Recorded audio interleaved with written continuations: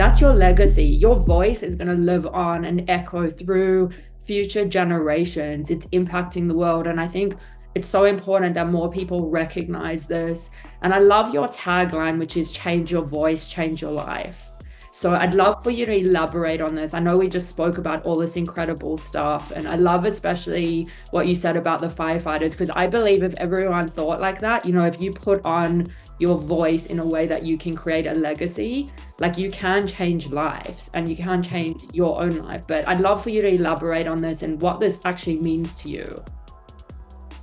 And how can someone change their life through their voice? Like, give us maybe your 3 top tips. So, well, the first thing I would say is, I would want to invite people to think about their voice as not just their speaking voice, but also their listening voice. And what do I mean by that? So, we all hear through filters. There's this company, it's in Australia. It's called Neurophone. Love these headphones. The headphones, what they do is they adapt to everyone's individual hearing profile. And so we all hear differently. It's like a EQ on a record. And what they do is they tune the headphones to your hearing. And so you can hear music in a way that only you can hear music. My lady and I were in New York, and there was this young boy that lived next door. And every morning he would get up, run up and down the hallway, because their hallway to their door was next to our living room. So 2 doors down, you can hear him. Now, it didn't bother me none. But for her, she'll wake up and it would just be very agitated. Now, we bribed the neighbors with, she has beautiful handwriting, so she wrote a letter. We gave them like wine, we gave the little boy a video game system, just anything to make it stop. And I remember, I was just a kid and I'm philosophical about it. And so I was doing research on neurophones because they weren't like really popular in the States yet, but I knew about them. I was just fascinated about all things sound. And I was fascinated by like the way that they show the graphic of your hearing. So I was like, we went to the World Trade Center and they had like a little booth. It was very tiny, like, four boxes, the headphones are on it. And there's a young lady there. She's like, you want to try these out? And so I got my hearing profile. And then I let my lady put them on. And based on my understanding of how they measure it out, in the particular frequencies, particularly those bass frequencies and even some of the high frequencies, her hearing was like a butterfly.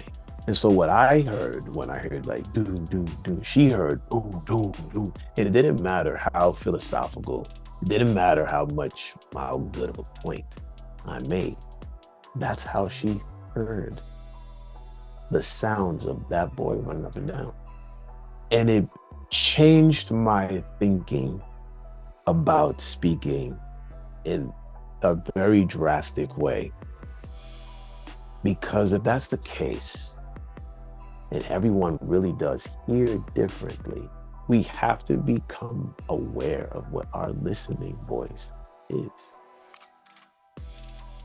How does sound hit you? Because someone can say something, that's not how I said it, but that's how I heard it. And we all have the, say rose-colored glasses. Right, you see the world through rose-colored glasses. The first thing, again, it's like, what color are your ears? You have rose-colored ears. Or is it a darker tone? Do you, even if someone's speaking to you and they might mean you no harm, but you give them an audio avatar that is like, they remind you of a parent or somebody else that got you upset or whatever. We have to figure out how we hear. and decide to intentionally turn off the voice or turn off the hearing style that isn't working for us. If there's somebody that, like, whenever somebody speaks, we funnel it through like an overbearing parent, or we funnel that through an overbearing whoever it is, or a person that's annoying, whatever it is, we hear that. It doesn't even matter what anybody says, even if they said it beautifully. Yes. So that would be the first thing. First thing would be take a moment to figure out what your hearing profile is. How do you believe the world sounds, right? Whereas neurophones can show you exactly how you hear. And it was funny because I started to use it like to like work with people, and I could see different things. That's another story for another day. I would love to have the opportunity to talk to those cats in Awesome. real life, Yes. if you're listening, right? Second thing, so you know, and let me just line up on that first thing. Like, why would you care? Because once you realize, one, what your own hearing profile is, or what you believe it is, and you also recognize that other people have their own way of hearing things. If you take a step back for a second to realize that that's different, it's like we all listen to music, but when I hear music, and when a jazz player hears music, and when a rock band plays music, they look at a guitar, but they hear different things coming out of it. And so you become aware of that in a way where you're like, I can't just say whatever Mm, in any way, whatever, because that other person might not even funnel what I'm saying the way that I think they do. And so you have a bit more patience with people, and a bit more patience on yourself, right? We live in a world where you're in Australia. I'm in Glendale, California. I have clients in Norway, I have clients in, Dubai, yeah. clients in whatever. We are crossing cultures and ideas like at a massive rate. And a friend of mine, Michael Margulis, um, we talked about this, and he talked about, growing up in many different stages of his life where he was like out of water. He was the person out of water. And it actually helped him to become a massive storytelling consultant. And this is because he understood, like, I'm different, they're different. How can Mm, we find ways to intersect and then connect? But you have to, be quick, but you also have to be patient at the same time. It's a paradox. interesting. So boom, second tip, tip. So changing the voice and changing your life. So when you do in music, when you play a chord, the chord has a voicing, which is like, however many notes. Let's just say like a regular 3-note chord. What is it? C, D, E, F, G. So C, E, and G make C major as a chord. That's a chord voicing. And that voicing is 3 different notes, and that creates a harmony, and that's the chord. Second thing is that the seeking harmony in conversation purposefully, that this discussion that you're in is the voicing. There's more than one note here, and that you're connected in that space. And I know that this might sound abstract, but even when we get in a conversation, we're in something. We're in a space with another person. What does that mean to you? Ask yourself this. I love What that. does it mean to be in a conversation? I find that, you go to networking events and stuff, or you go to conferences. A lot of times people have the best time. It's not the stage, the person speaking on the stage can be great. And if they captivate everyone, good on them.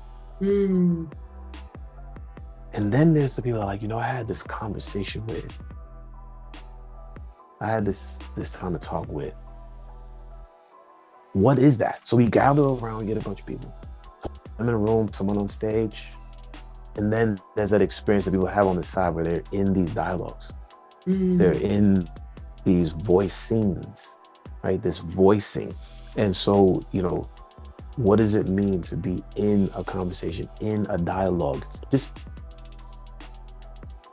you know, and I know that these sound like not like rabbit holes, but each one of these, I want there to be something deeper that the more that you continue to think about it, the more you discover.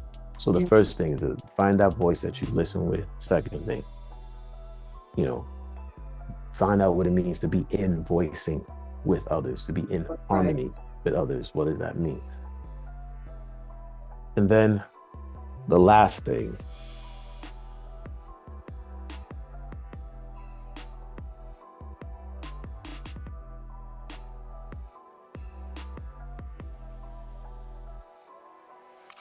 make your boundaries clear. Mm. Because just like you're in dialogue, you're in a conversation, you're in a meeting, you're in an engagement. Sometimes you have to know to come out.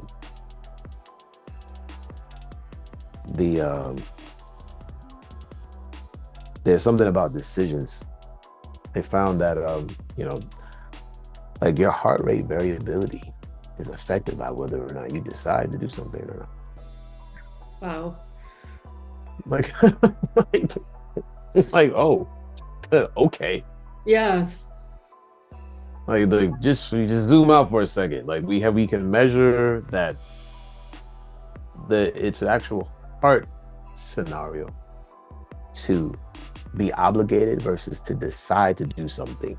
So if you're gonna be in it, be in it. Because you'll put your heart in it, put your heart in it. Agreed. And that's it.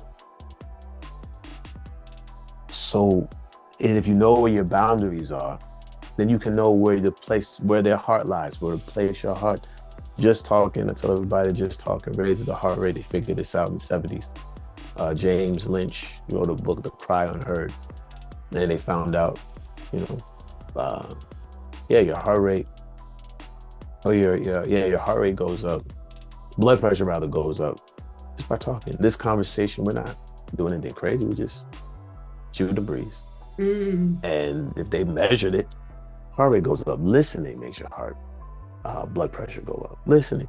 Oh, look, that's two things there. It's fascinating. So, yeah.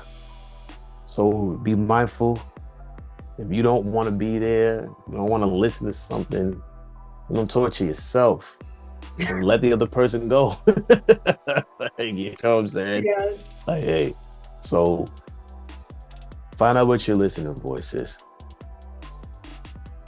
Discover what it means to be in harmony with others, in your voicing, and draw your boundaries clearly. And if Fantastic. you can, yeah, there you go. Appreciate that.